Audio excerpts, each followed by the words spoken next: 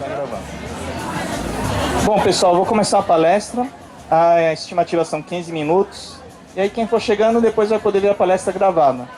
Aliás, deixa eu pedir um favor para você. Lá no origami tem uma dobradura de papel craft. Um origami. É só pedir para eles lá.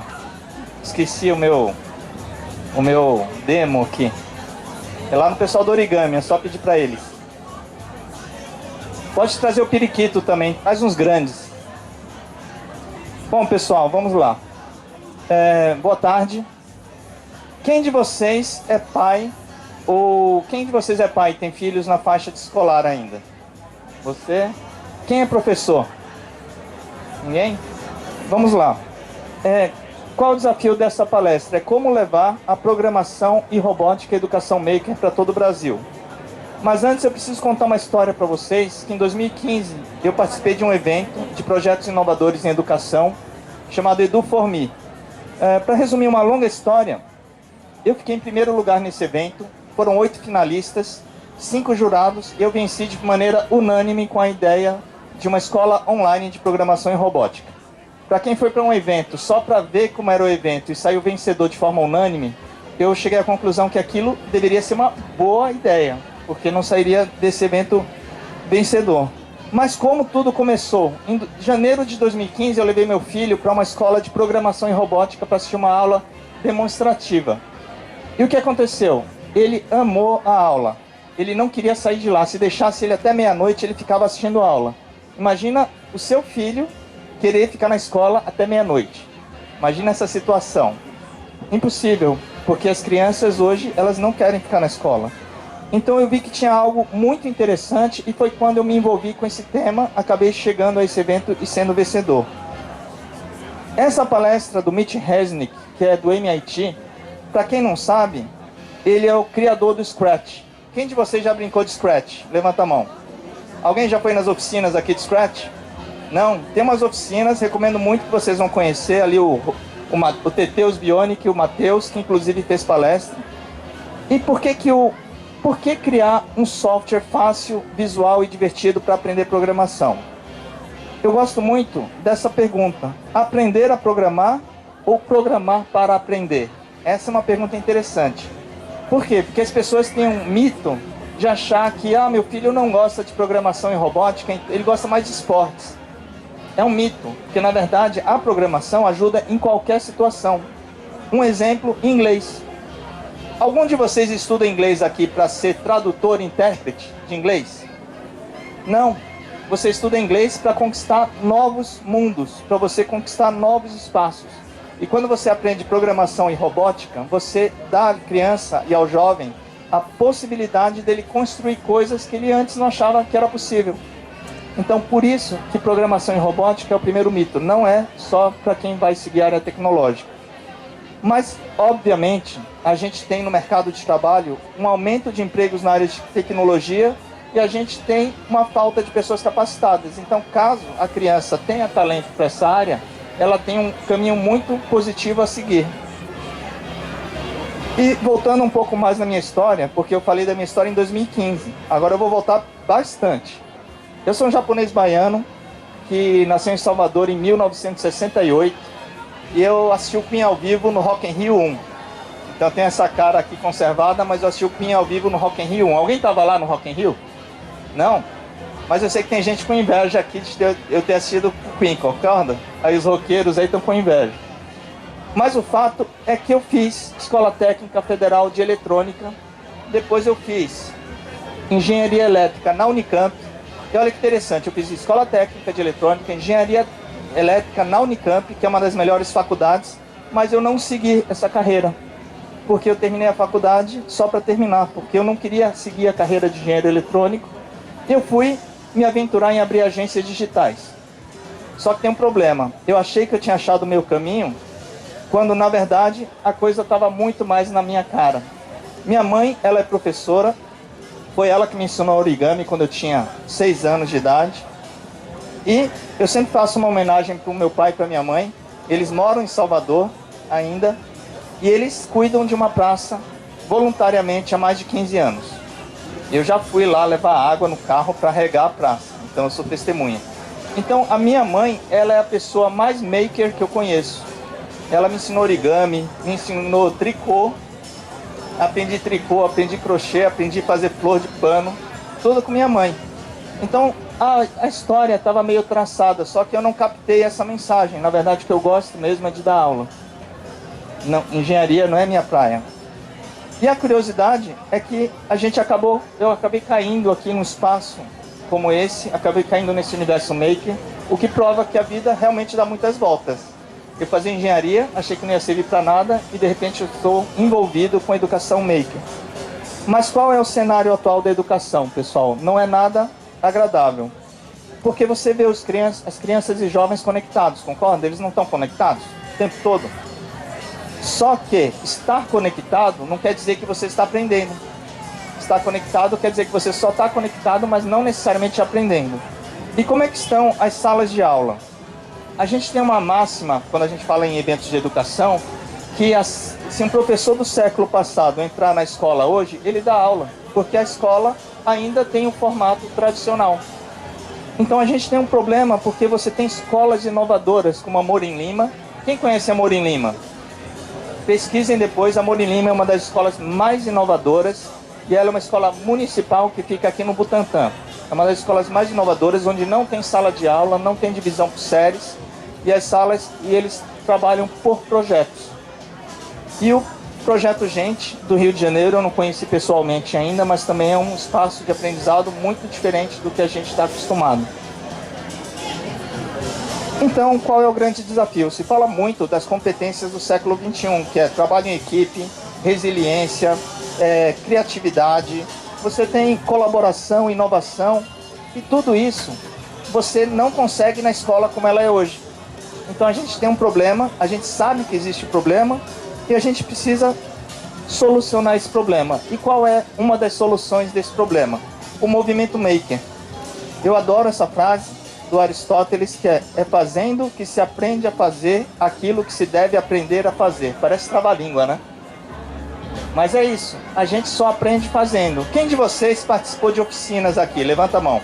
Pelo menos uma oficina hoje. Gente, quem não participou, os adultos, por favor. A ideia daqui é a gente entender, mesmo como adulto, a força que tem você fazer algo novo. Na oficina de origami, passou pessoas adultas que adoraram. Falaram assim, eu passei a vida inteira, nunca fiz origami. Foi lá e fez. Então isso tem um significado no cérebro muito maior do que só o fazer. E quando fala de robótica, principalmente, você tem essa sigla, que é o STEAM. Ciência, Tecnologia, Engenharia, Artes e Matemática. Por que artes? Porque se não for divertido, se não for bacana, você não vai fazer. Então, isso é o que as escolas buscam. Então, é uma loucura você pensar que a escola quer um aluno, mas ela continua trabalhando no modelo antigo.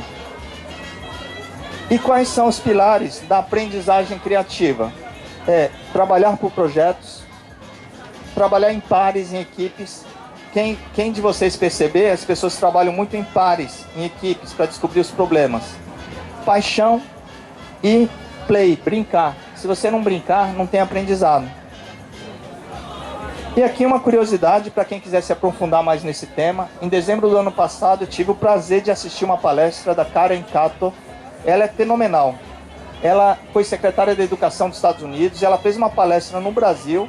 E tem aqui nesse link, depois eu vou passar um link do meu blog para vocês, e vocês anotam, vão poder assistir essa palestra. Ela tem um projeto muito legal, ela veio fazer a palestra, ela tem a Digital Promise, que é uma ONG que promove o ensino da tecnologia de uma forma muito mais criativa.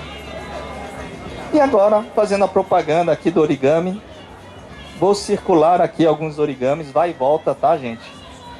Ó, quem for lá fazer oficina, pode ganhar como bônus se for lá em 2 pessoas, levar um grupo. Agora, o que é bacana, esse origami é um origami que chama Tessellation. É um origami que ele cria uma dobra muito interessante. Esse tipo de estrutura de origami está sendo estudado, inclusive pela NASA, para você mandar satélites para o espaço para fazer desdobrar os painéis solares depois de mandado para o espaço. A pessoa que é referência nesse tipo de origami hoje no mundo chama-se Robert Lang. No site origamistas.club tem uma entrevista minha que eu fiz com ele online, mas eu ainda vou fazer uma pessoalmente. Então o origami ele é muito mais do que essa arte milenar japonesa de animais. Ele está entrando em outras áreas como engenharia aeroespacial e também, se você pegar esse origami, está circulando aí, você pode pensar em estruturas arquitetônicas usando conceitos de origami. Então, por favor, gente, depois passem no stand do origami para conhecer o pessoal e pegar o nosso folheto. E você tem vários eventos acontecendo que eu recomendo que vocês anotem na agenda. Um deles é o Big Festival. Quem já conhece esse evento, Big Festival? É muito bacana, acontece em julho, acho que vai acontecer agora.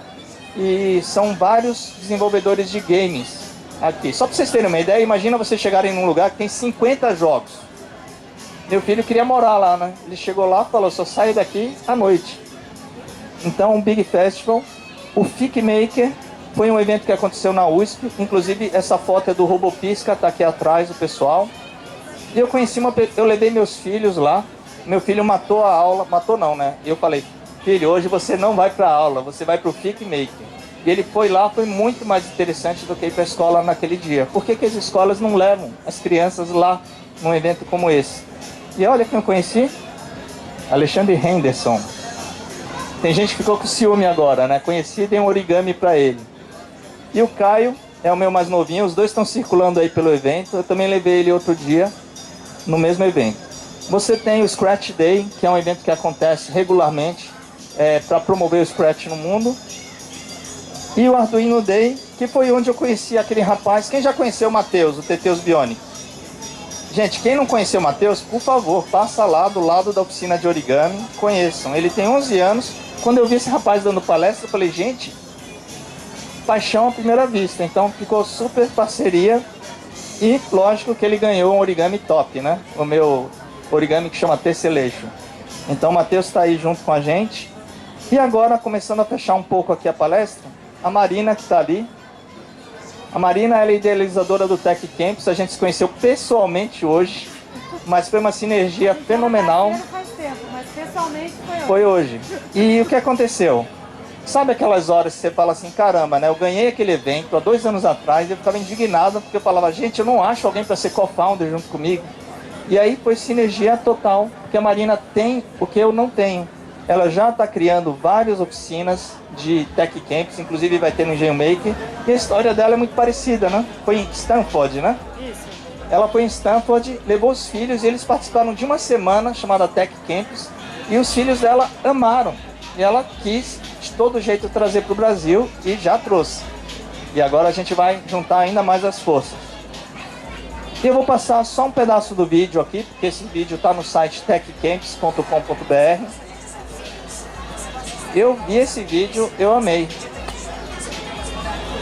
Isso daqui foram vários lugares, né, Marina? No Cubo, é uma compilação de várias oficinas que já aconteceram. Então não é só programação, é um acampamento tecnológico. Então no lugar de mandar o filho para ficar uma semana longe da gente, que aliás eu tenho uma séria restrição quanto isso, você pode vir, interagir, conhecer os outros pais e com isso você participar também do que o seu filho está aprendendo. Então a gente tem aqui no site da Tech Campus, tem as datas, aqui no Engenho Maker vão ter duas semanas e vai ter também na escola Tots e Teens, que é uma escola bilíngue. Santo Amaro. Santo Amaro. Essa apresentação eu vou deixar disponível depois no meu blog, tá, pessoal? Então o que é que eu queria provocar agora, já no finalzinho da palestra? Por que que a gente não muda? Porque a gente fica na zona de conforto. Concordam? Quantas coisas a gente tem que a gente quer ser aquele peixinho pulando para outra coisa, mas você continua fazendo as coisas iguais. Tem uma explicação que é, a gente tem ciclos evolutivos. Quando você começa a aprender alguma coisa, uma profissão, você começa dependente. Um bebê, por exemplo, ele depende do ambiente. Aí depois você vai ficando esperto, vai crescendo e um belo dia você fica craque naquilo, né?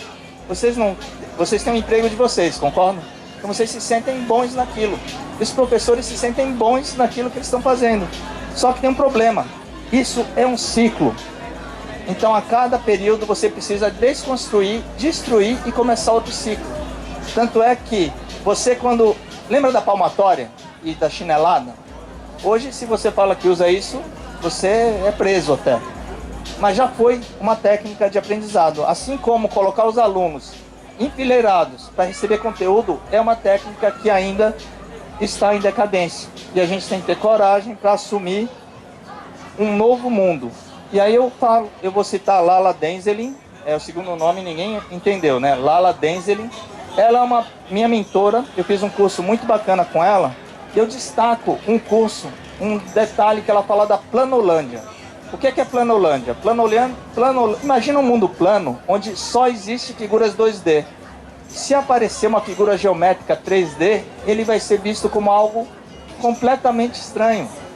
E tudo que a gente está vendo aqui é visto pelos professores dessa forma. Eles acham legal, mas eles não têm a coragem de levar para a sala de aula. E os pais não têm a coragem de levar para dentro da sua casa. Porque há escolas que são gaiolas e há escolas que são asas. Eu acho que a escola ela pode acontecer em qualquer lugar.